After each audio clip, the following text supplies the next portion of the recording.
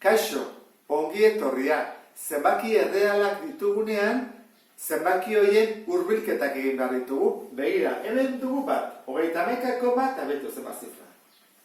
Nula amaitzen da, ez da inoiz amaitzen, infinito daude, ezta? Orduan, zer egin behar dugu, segun zertarako kalkuluak egitekotak, hurbilketa bat, edo eten, edo biribildu. Horrek esan nahi du, zer egin beharko genuke? Esan behar digute, maila bat, adibidez, eurenetan biribildu, edo eurenetan eten. Hori nola egiten da? Egiten da, eurenetara baldin bada, mantentzen da euren, eta beste guztiak kendu egiten dugu. Badakigu errore egingo dugula. Ez delako esaktua, errori hori ikusiko dugu nola kalkulatzen den. Baina gogoratu dezagun lehenengo, zer den etetea eta biribiltzea. Behar bada, ahaztu zaizulako. Etetea zer da? Egiten duguna da. Adibidez, 10etan, orduan, hartzen dugu, zenbaki hau, ezta? 10etan, horra utziko dugu 10, eta beste guztiak kenduten dugu. Kanpora. Etetzerakoan, hori bakarrik gelditzen da, 31,7. Eta biribiltzerakoan ikusi behar dugu, zifra hau, lehenengo zifra, 5 edo handiagoa. Kasu horretan, gehi bat egin beharko nuke hemen. Zer da, kentzen dugun lehenengo zifra 2, orduan ez dugu erantzi behar dezarra hemen, geldituko ditzateke, 31,7. Esan dezakezu, etetea eta biribiltza berdina da, bai, kasu batzutan, bai, beste batzutan ez. Guazen ikustea, 1000-etan. Zer egin behar dugu? 10, 100, 1000. Hemenik horrak kendu. Kentzitu gaudenak. Nola gelditzen da etetean? 31,721. Egin dugun ezan da, kendu eta kopiatu gelditzen dena. Hoi da, eten. Eta biribiltzea galdetu egin behar dugu. Kendu duguna 5 edo handiagoa da? Bai, lehenengoa da 6. Horrek esan nahi du, batu behar dugun hemen, gehi bat. Eta geldituko litzaioke 31,722. Goratu zazu, Batzutan desberdina atatzen da, eta beste batzutan berdinak. Orduan horren, ikusi dezagun, erroreak nola kalkulatzen dira. Erroreak kalkulatzerakoan 2 motatakoak ikusiko ditugu. Errore absolutua eta errore erlatiboa. Hemen, formulan jartzen du.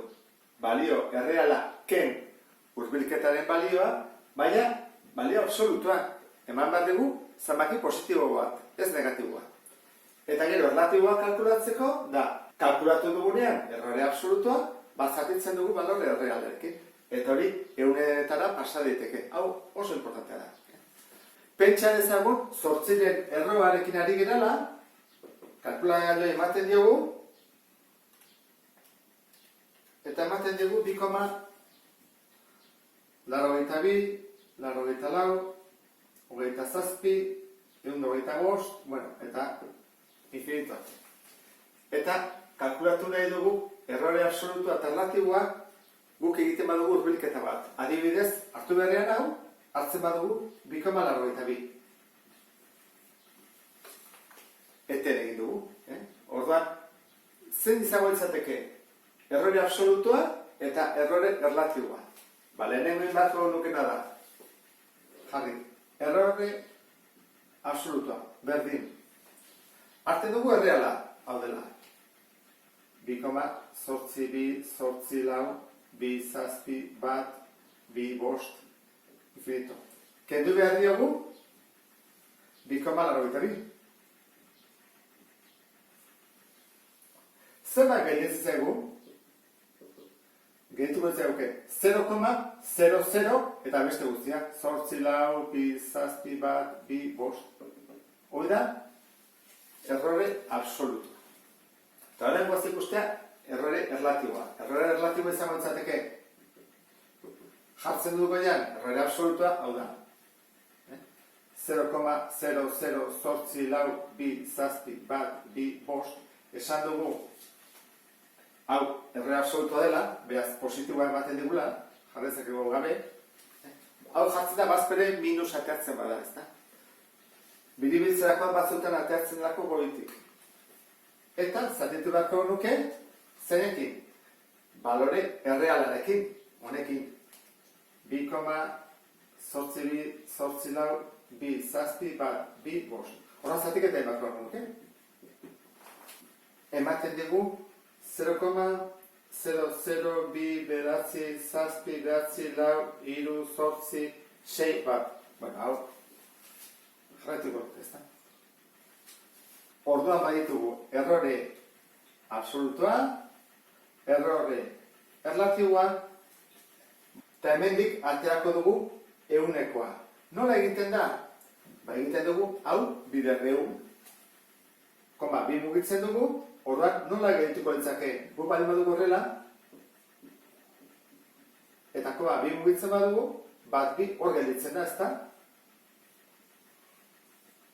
Zenbat izango litzateke ehunekotan bere errorea? Ehuneko 0, adibidez horla jarko dugu. Ehuneko 0,497. Iaia hiru, ezta? 0,3. Ehuneko errore erlatibo hau, segun zer ari gira neurtzen, bada oso errore handia edo txikia. Adibidez, gu badin badugu pixu bat eta ari gira, sagarrak edo naranjak edo pixatzen, hau, konsideratu daiteke errore txikia dela, ezta? 0,2, kiloko oso gramo gutxi dira. Ehuneko 0,2. Baina adibidez, satelite artifiziala batentzako hor dabiltzanak, holako errorearekin, zuzuaz GPS-eakin, eta errorea igual ematen dizkizu 10-15 kilometro, eta hori nahiko okerra da, ezta? Horregatik, erroreaz gain jakin behar dugu zertaz ari giran hitz egiten, eta ikusiko dugu hor, handia den edo txikia den. Hau lertu duzulakoan, beste bat arte, agur?